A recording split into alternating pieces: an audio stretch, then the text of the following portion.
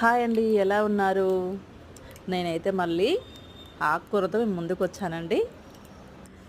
మళ్ళీ ఆకుకూర ఏంటి అనుకుంటున్నారా? ఈరోజైతే నేను చుక్కకూర టమాటా పప్పు. ఆకుకూరల్లో ఎక్కువ ఐరన్ ఉంటుందండి. నేను అందుకే కొంచెం ఆకుకూరలు ఎక్కువ చేస్తూ ఉంటాను. పిల్లలు తిననన్నా కూడా నేను చేస్తూ ఉంటాను అన్నమాట. ఐరన్ ఉంటుంది, మన కంటికి మంచిదంటారు, ఎక్కువ బ్లడ్ కూడా ఇస్తుందంటారు. పాలకూరలో అయితే చాలా మటన్ కంటే ఎక్కువ బలం అంటారండి. నేను అందుకే అవి ఎక్కువ చేస్తూ ఉంటాను. ఏం లేదండి, నేను అన్నీ ఆకుకూర అయితే చక్కగా కడిగి కట్ చేసుకున్న తర్వాతకి దాంట్లోనే నేను టమాటా 2 కట్ చేసుకున్నాను, ఆనియన్స్, పప్పు 1 గ్లాస్ వేసుకున్నానండి. నేను మైసూర్ పప్పు వాడానండి. అవన్నీ కలిపి నేను ఆనియన్, మిర్చి, కొంచెం కారం, ఉప్పు, పసుపు అన్నీ వేసి దాంట్లో ఒక 4 గ్లాసెస్ వాటర్ వేసి నేను కుక్కర్లో వేసుకున్నానండి. అంతేనండి, ఒక 3 విజిల్స్ రాగానే దించేసాను.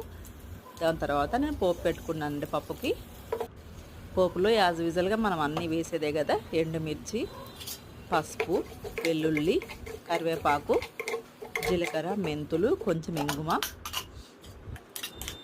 అంతేనండి, పప్పు చక్కగా అయిపోయిందండి. దాంట్లో పోపు వేసేసాను.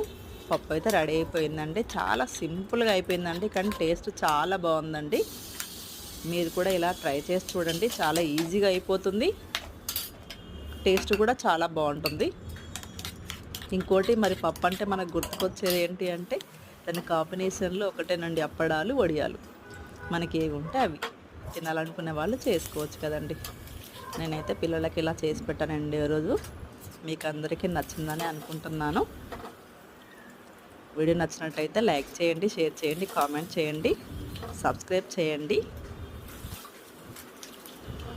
థ్యాంక్ యూ అండి. బాయ్.